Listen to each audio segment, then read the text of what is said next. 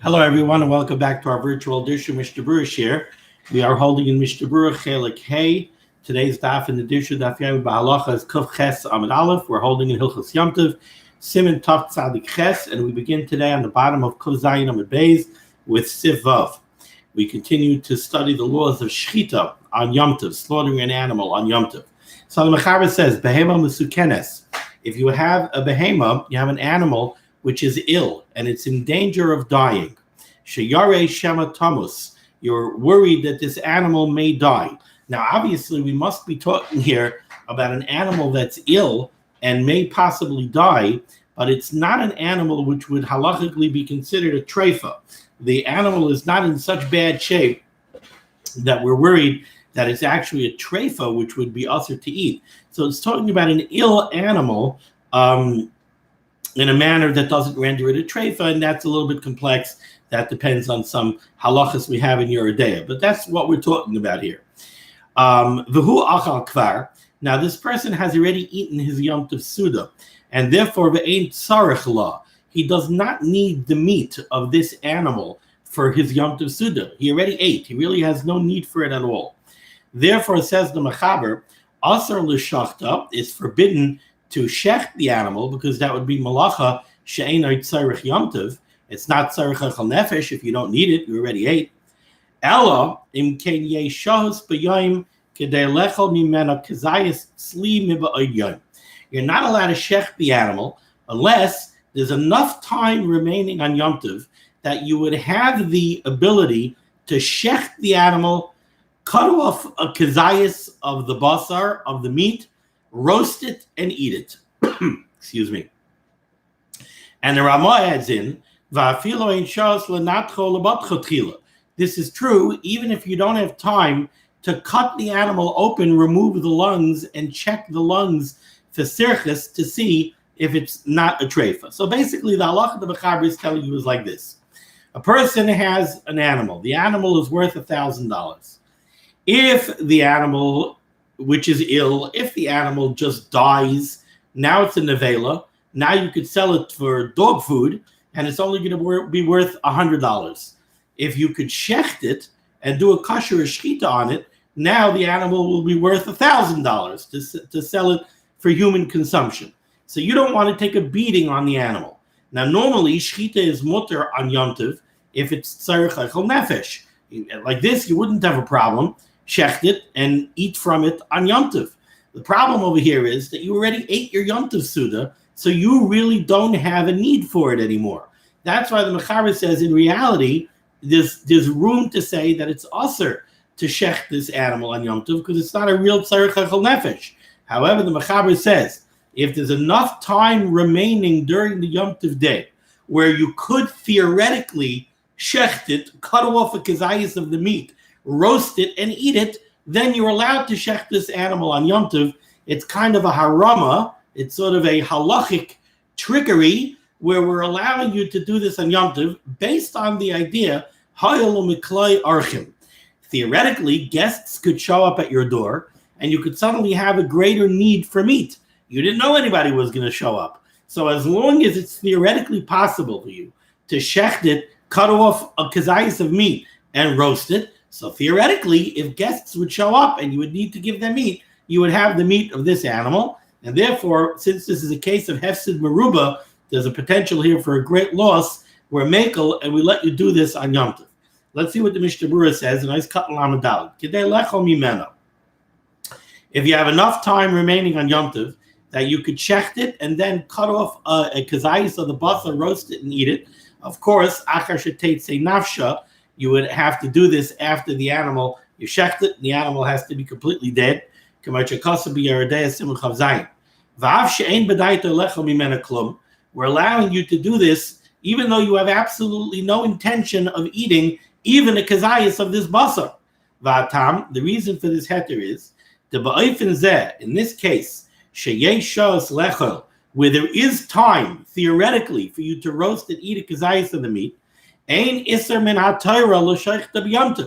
is no Isser Daraisa involved in this shechita that you're doing on Yom Tov. The Ilo Hayam is damni le archim, because if guests would show up at your door, shaloi achlu adayin, who have not yet eaten the Yom Tov Suda, v'roitzem ato lechol min behemazu, and now you would want to feed them out of the meat of this animal. Haisa shchita materes lehem. This shchita would serve the purpose of being mater this meat for the orchim. Im kain, if so, shchita zu nikreis beleches eichel nefesh. That makes this act of shchita an act of eichel nefesh midaraisa. Valkain, and therefore, alpha pisha loinus damnu orchim.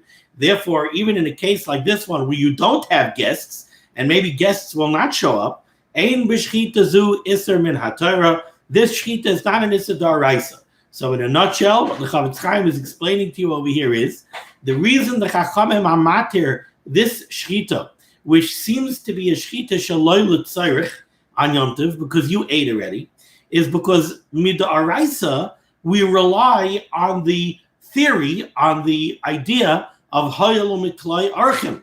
Since it's possible guests will show up, and if guests will show up, you will feed them from this animal. That's enough to be matir the shchita midaraisa. Elo shechachamim asarua kol she'ein batzarich Yom Tov. Midrabanan, the Chazal asered such a shchita if you're not actually going to eat from the animal. But in this case, since we're talking about a potential significant financial loss, the Chachamim did not uphold their takana, and since you have the svara of hayel u'miklai archim to be matir the shchita midaraisa, you're allowed to do the shchita on Yom Tov. Masha ein came to the name of Berurah, ein l'shachta ela im kain tzarich la b'Yom Tov gufa. However, if you're dealing with a perfectly healthy animal, and just for some reason you decide I would rather do shchita today than tomorrow, you're not allowed to shech that animal if you already ate your Yom Tov Suda, because it's not tzarich eichel nefesh. And in that case, we won't rely on the svara of hayel u'miklai archim, because that's not enough to be matir the iser d'Rabbanan of shechting shaloi l'tzarich. Excuse me. I have to lubricate my throat. Okay. Now the language of the Mechaber was you have to have enough time kedei lechol mimena kazayis tzli miba'id yom. You have to have enough time that you would be able to eat a kazayis of the meat roasted while it's still Yom Tov. Says the Mishnah is cutting lamed. Hey, kazayis tzli shazawa kal b'bishulin. Tzli roasting, dry roasting, is the fastest method of preparing the meat for human consumption. That's why the Mechaber says you have to have enough time to eat a kazayis of the basar roasted, because that's the fastest method of cooking. V'dai b'kazayis, and it's enough that there's enough time just to roast a kazayis. That's enough. Mishum de'ef shel kazayis basar v'lo shchita, because you can't even eat one kazayis of the meat without the shchita. So as long as there's enough time left on Yom Tov that you could theoretically cut off a kazayis of basar, roast it, and eat it, so that makes the entire shchita considered tzarich Yom Tov. Even though you have 1,000 pounds of meat here on the animal, and you only have enough time to roast one kazayis, it doesn't matter. I can't eat that one kazayis without checking the whole animal. Okay, and the Ramah added in that this halacha holds true even if you don't have time to butcher the animal and to do the required bedikas, to check the lungs for serchus, to make sure that the animal is not a treifa. Says the Mishnah Berurah is cut lamed vav va'afilu ein shos. Why is this? Kevan de min adin mutter b'loy bedikas hareya. Since really me'ikar adin, an animal is kosher to be eaten even without checking the lungs. Elo shechmiru lechatchilu labotka. This is the chumrah that we have, that we are machmir and we do not eat the animal until we do the bedikas on the lungs. Over here in this case, where we're talking about significant financial loss, we don't have to be machmir on the bedikas of the lungs. Interestingly enough, the halacha is that if you shecht an animal and then you lose the lungs before you get a chance to do the bedikas, that animal is asur ba'achila. And we don't say that b'di'evet, since you lost the lungs and you have no way to check them, we could be matir the basar. The reason why we're machmir in that case is shalayasi l'zulzule. We don't want to come to be mizalzul in b'dikas hareya. The Ramah in Yeridea is not even matir b'di'evet if you lost the lungs, because he's afraid if we're going to start to be matir b'diavad, if you lost the lungs, the meat is mutter, people are going to say that the bedikas hareya are not so important. But in a case like this, we were talking about a b'diavad and a hefsid maruba, and it's something which is also not common for this to happen. Over here, they're matir that you could, and you didn't lose the reyes. The reyes are there. You can always check them later, but it's enough to be matir to shech the animal on Yom Tov. However, many achronim disagree with this Ramah, and they hold to be inon sheyashas kedei lahavshito or labatka, that you have to have enough time to flay the animal and to do the bedikas hareya. The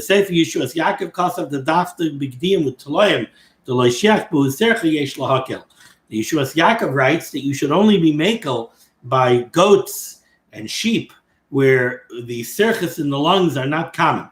But by behemagasa, like a cow, you have to have enough time to be able to skin the animal and to check the lungs. Okay, we go weiter in the Ramah, in the Mechaber. By me, it's the last word on the second line. The Mechaber says, let's say you do have a case like this, where you have this animal that you have to shech, and you have enough time in the day where theoretically you would be able to roast a kazayis of basar and eat it, and therefore you are allowed to shecht it. So now you shechted the animal. You're not allowed to move the hide of the animal unless you left one limb of the animal attached to the hide. So now you could be metaltal the hide, you could move the hide agav this attached aver. Problem over here is that once you're mafshit the animal, once you take off the hides are muktzah. So you're not allowed to be metaltal the hides. What's the trick? The trick is leave one limb of the animal attached to the rest of the hide.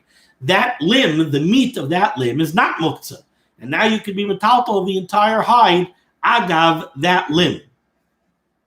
Says the Mishnah Berurah in Ois Katan Lamed Ches, what the Mechaber wants to say over here is, it's also to be metaltal the hide, and to put it in its proper place, once you skinned it from the animal, because now it's muktzah. Now, the Chofetz Chaim points out an interesting question. He says, even though the Kaman b'Siman Tav Tzadik Tesiv Gimel, soon we're going to see in Siman Tav Tzadik Tesiv Gimel, Sharinon Latalta La'ar Achar Sheshachatay Abehema B'Yom Tov. Over there, the Mechaber is going to say that it's mutter to be metaltal the hide of an animal after you shecht it. And we brought down this halacha once already. We said that after you shecht an animal on Yom Tov, you're allowed to take the hide and you're allowed to put it in a makam drisas haraglayim. You're allowed to put it in a place where the people are going to walk on it, and that starts the ibud process on the or. So how is it that in Tav Tzadik Tes we say that you're allowed to be metaltal the or, and over here in Tav Tzadik Ches we say you're not allowed to be metaltal the or unless you leave it attached to one limb of the animal? What's the difference between here and there? So the Chofetz Chaim explains. Over there in Tav Tzadik Tes, when we're matir to move the hides, bebehema Berurah. Over there, we're talking about a healthy animal that you shechted on Yom Tov because you wanted the meat for the Suda. When we show him, and the reason we're matir moving the hide is the Eloi Sharisle, because if we wouldn't be matir moving the hide on Yom Tov, lo yishchait, a person will refrain from shechting his animal on Yom Tov. A person will say, what am I, nuts? I'm going to shecht an animal on Yom Tov so that I can have some meat for the Yom Tov Suda. But now the hide is going to be muktzah, and the hide is going to have to sit here and get ruined, and I'm going to lose the entire value of the hide. So instead, I won't shecht, and I'll have a dairy meal. I'll have a milchik meal on Yom Tov. And now you won't have a beautiful Yom Tov Suda. That's in Tav Tzadik Tes. But over here in Tav Tzadik Ches, the muchrach lishchait shaloi tamus. Over here, we don't have that problem. Over here, the reason you're shechting the animal is not because you need the meat for your Yom Tov Suda. Over here, you're shechting the animal because you have to shecht the animal, because if you don't, you're afraid the animal is going to die and you're going to lose all of that money. So if halacha renders the hide muktzah, you're not going to refrain from shechting the animal. You have to shecht the animal. Therefore, we go by the Ikar Adin, which is that the hide is really muktzah. So now you're not allowed to move the hide unless you leave it attached to one limb, and now you could move it agav that limb. Says the Mishnah, nice cut and lam test. Aver echad, you should leave the hide attached to one limb. Sha'az batal ar legabe aver. Now the hide is batal to the limb. And now you're allowed to move the limb. You're allowed to move the hide together with that limb. Now let's go to the Mishnah, to the back up to the Ramah. The Ramah says Haggah. However, even though the Mechaber says that you could flay the animal and you could move the hide agav a limb if you leave it attached to a limb, says the Ramah v'yeshayimrim, there are those that say de'ein lav shita klal, that you're not allowed to flay the animal at all. You're not allowed to take the hide off the animal. We're matter you to shecht the animal to save yourself from a hefsid meruba. If you have enough time, that theoretically you could roast the kazayis of the meat. But since you're not really going to use the animal on Yom Tov, ein lav shita klal, you're not allowed to take the hide off at all, because the hafshata, the removal of the hide, is also a malacha. So you're not allowed to do it. Shalei l'tzarech. Ela im kein shchita l'tzarech Yom Tov, unless you really did the shchita l'tzarech Yom Tov because you're really going to eat the meat. Chen roy l'hayrais, and the Ramah says that is indeed the way we should paskin, that you shouldn't skin the animal, you shouldn't flay the animal at all. Says the Mishnah, nice cut mem. There are those shittas that say that you should not skin the animal at all. Because the act of hafshata, the act of skinning the animal, is also an isser malacha. And it's prohibited in this case, since you're not doing it to eat the animal. You're not really eating the animal. Even though there's no issa daraisa involved over here, why not? There's no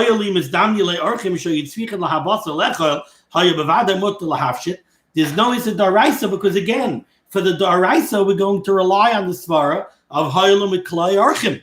We're going to say, since theoretically it's possible the guests will show up and you'll have to feed them the meat of this animal, certainly you need to skin the animal first, and therefore the hafshata is not an issa daraisa, it's only an issa darabanan. Still, you wouldn't be able to use this svara of hayalim miklai archim unless there's enough time left in the day that you really have time to skin the animal, prepare it, and feed it to the guests. Hashtanami mutter, I'll call panim in the rabbanon miyu aser, but an issa derabanan there is involved in the hafshata. V'das ha'mechaber. Now that's the opinion of this Yesh Omrim brought down by the Ramah, that you can't do the hafshata on the animal. You can't do hafshata because there's at least an issa derabanan involved in the hafshata. V'das ha'mechaber, but the mechaber holds the same way we were matter you to shech the animal, which is an issa derabanan, because we want to prevent a hefsid meruba. We're also matter you to skin the animal to take away from the threat of the hefsid meruba. Kena tiranami b'avshata mishum hefsid mammon shleiyas v'yachabasa. Five among an Avram Rabba shariach writing to ikar kedivrei ha'mechaber, that the ikar is like the opinion of the mechaber. V'rak lechatchila yesh li zoher. And l'chadchila, you should try not to have to skin the animal if you don't have to. This, that the mechaber is matter you to do the hafshata, is only in a case where if you do not do hafshata, we're worried that the meat's going to get ruined. But if you could leave the animal the way it is without doing the hafshata, and the meat will not get ruined,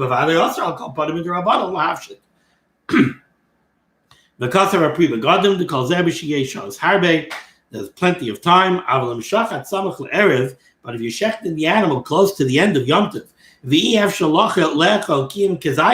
so that there's really only enough time to theoretically eat a kazayis of the basar, also lahavshit to armin atayra, then there would even be an issa daraisa to remove the skin.